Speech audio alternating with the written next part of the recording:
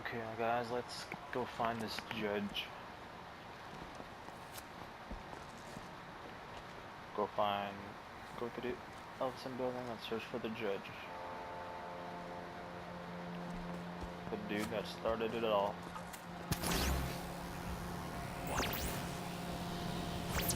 Right over here. And he's dead too, I guess.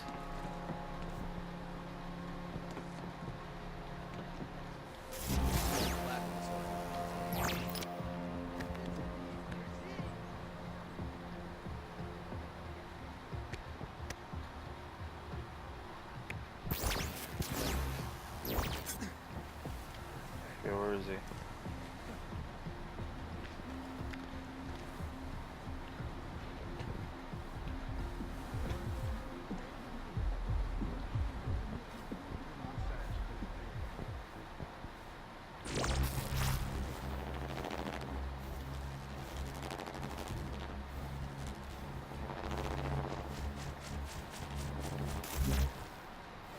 Enter here. Judge, you here? Going to Eugene's place.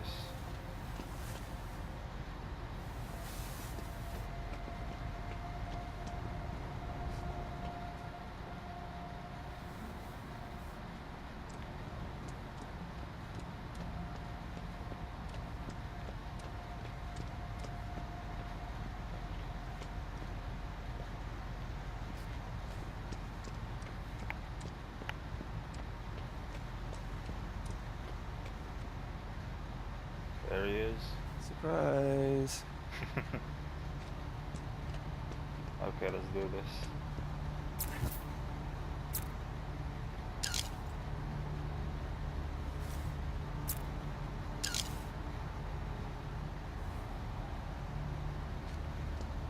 Gotta be a clue in this. Holy! Delson, give me a heart attack. Another dove. Okay.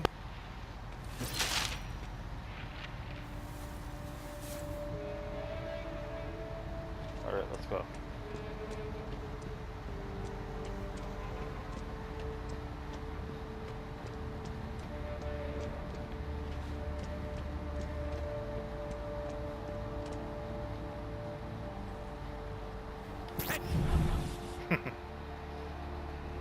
Alright. What are you doing?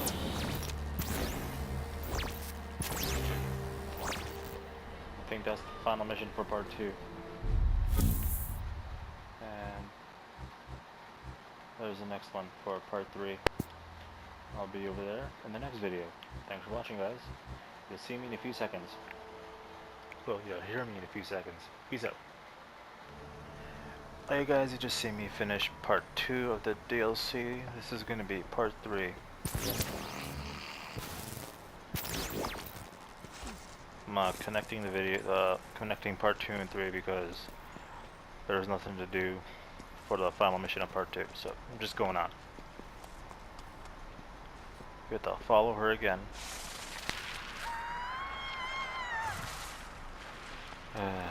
Here we go.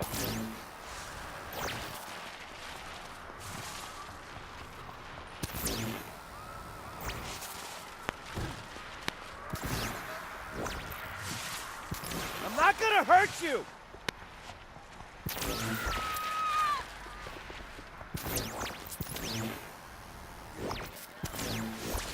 I'm not doing anything.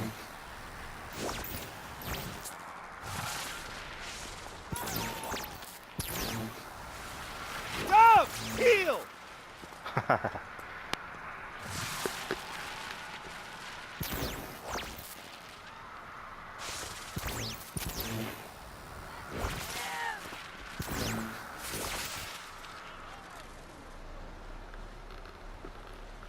Investigate the burning car.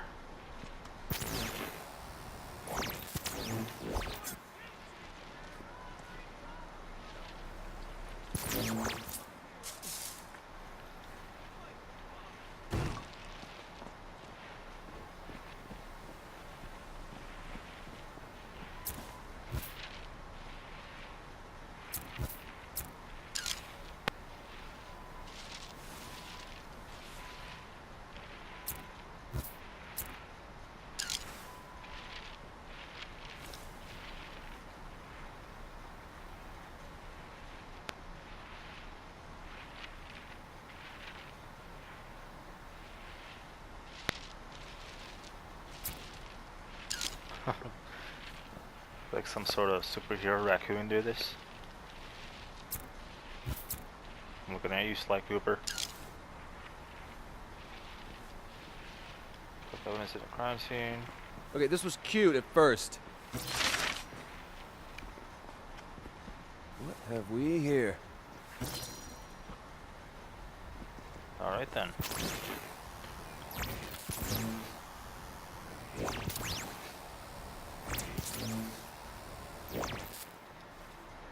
Whee! Okay. That is it for the beginning of part 3. Alright, in a few seconds you'll see me here doing my investigation stuff. See you in the next video. Hey guys, as you just seen, we finished those 2 missions. The final mission of part 2 and the beginning mission of part 3. So right here, this is the final mission of part 2. These are the 3 things we picked up. And this one, Celia left for us, the paper conduit. And ready for part 3? Look at all that. All the stuff we have to look at, all the stuff we have to read. It's gonna be fun. Anyways, let's start with part 2. So this is the Judge Paulson, who was in Eugene's hideout, who is dead. We picked up his wallet. As you can see, there's his body. Here's his wallet. And there's his security card or something like that. Yeah, security clearance, level 5. And this is a Heaven's Hellfire poster, and written behind it is this: the biggest bully of them all, guilty. This is the dishonorable Judge Paulson has been sentenced to death. This is true justice. And this is Celia's dove. She wrote, "There you have it, folks. Bullied people get even, bullies get dead. I bid adieu to another chapter of loss and revenge. Where will death strike next? Unknown as of yet, but be assured that I'll summon you to the next scene of misery. Follow my lead, follow the scraps. Yeah, scraps, follow the trail. Goodbye for now." So that was the end of part 2. And the beginning of part 3. Here we go. These are the crime scene photos. There's the dove. There is the, I guess, posters. And there's the messed up car. No body this time. Nobody died. And what is on the dove?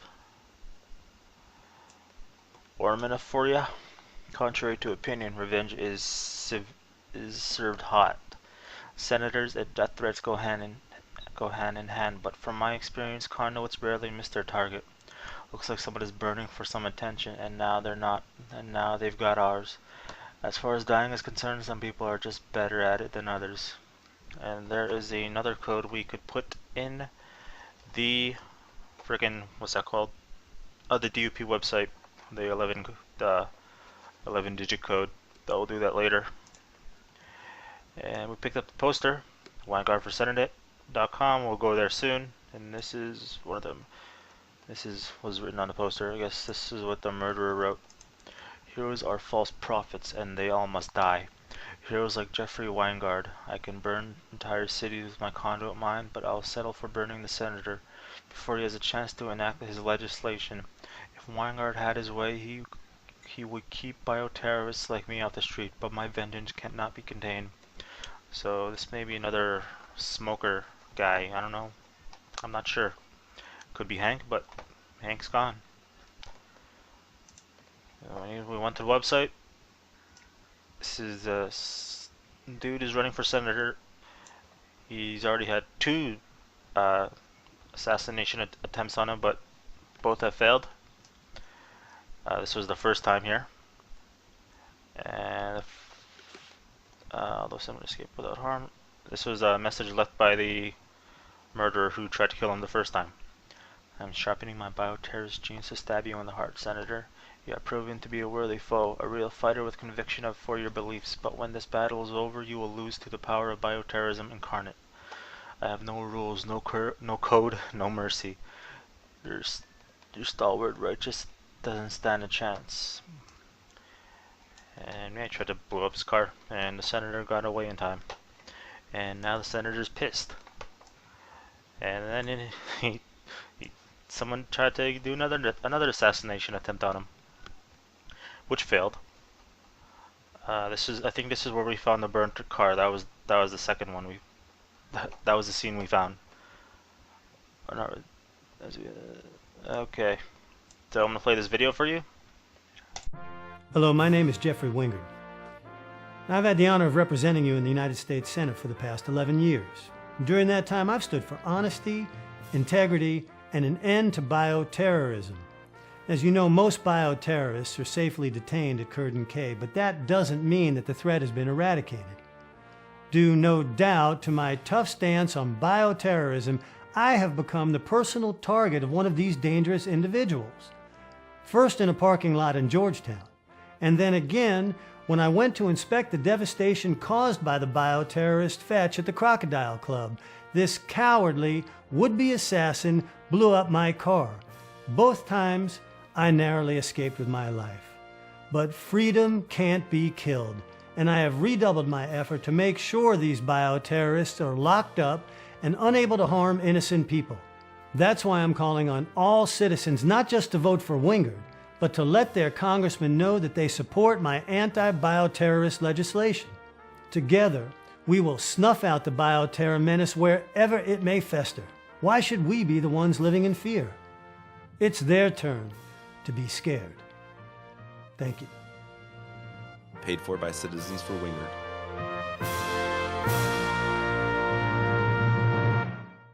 Alright then, vote Winegard. And that code from the dove earlier, which one is it? This code right here. Put that in there. And we are in Celia, the paper conduit. This was her used to be cell before she quote unquote died. And I'll show you a lot of juicy evidence right here. Blood splatter. The liquid conduit suppression protocol automatically leached the blood from the cell upon detecting the sudden influx of foreign moisture. However, the cell's forensic lighting can still reveal residual proteins of blood pattern analysis. So as you can see before, I forget how she did this to herself. She cut herself with doves or something like that, and then they took her to like infirmary, and then she died, quote unquote died. And next part here. So this is the whole thing. This is a dove, and this corresponds with this. So it's a code. So there's 1, 2, 3, 4, 5, 6, and you have to find those numbers on here. So 1 would be 3. You just have to match them up. 2 would be 87. 3 would be 71. 4, it goes across the line, would be 26. And then the other two numbers are 1 up, 93 and 41. You just put those together, and that's another code for the DUP website. And something I forgot to do here. Look at that. This imprint was recorded immediately following incident. Yeah, when she cut herself with the things. Subject number. Okay, that's another code for the DUP website, and we'll look at that in a few seconds here. Was extracted from the cell and taken to infirmary where she died from her injuries. Yep. And this is, we put in that code, and this is, we're basically going to know more about her. Her last name is Pendergast. One of the first detainees admitted to Curtin Cay, Ms. Pendergast possesses a vast reserve of untapped capabilities that demand further study, consideration, and caution. She was one of the first subjects enrolled into Curtin Cay's blank, and due to early age of her incarceration blank. So one of the first. I think this is the little girl that was with Augustine when shit happened and they were running away together or something like that. Then Augustine turned on her and made this whole thing happen. She was the first one incarcerated in Curtin Cay. And this is about her powers. We know about them. She can turn herself to paper, just go anywhere. And this is her now. Celia suffers from a textbook and perhaps crippling case of abdomen anxiety after bouncing from foster home to foster home. So Celia had finally settled in her adoptive family before their lives were tragically taken at New Marias. That's from Infamous 2. She has repressed any and all mention of said family, instead focusing on her gifts. Celia demonstrates an artistic bent, shaping paper into elaborate origami constructs. While she is an extremely promising candidate for fieldwork, she occasionally displays a lack of seriousness and susceptibility to distraction. So that's our look at Celia. And we'll just, for more room. Okay, back here. So once you figure out this code, you put it in the DUP website, and it gives you this.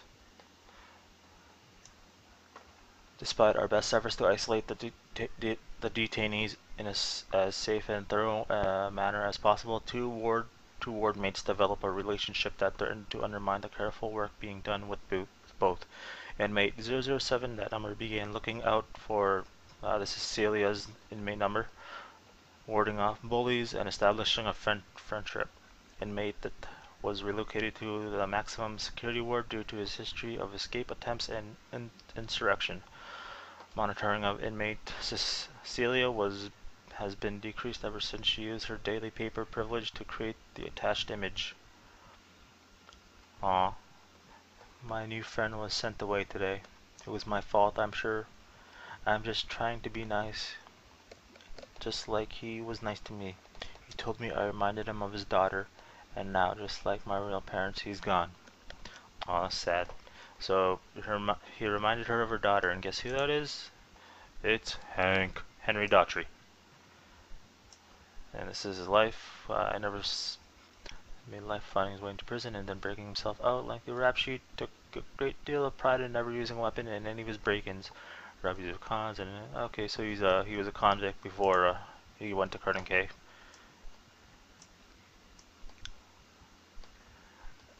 These are his powers. Of course, we know his powers because we have them. Okay, analysis. Subject is intelligent and street smart. He had both of these traits very studiously, stealing a persona of the gruff, macho tough guy. He's even tougher than he seems, thanks to the deception, a constant threat to escape, but well liked by guards and evaluators alike. If not for his moral code, subject has potential as an exceptionally deadly weapon. He has been cautiously, and that's blanked out. And this is when he escaped. Inmate Henry escaped from DP custody during transport to a classified Washington State Correctional Facility. Inmate is considered very dangerous.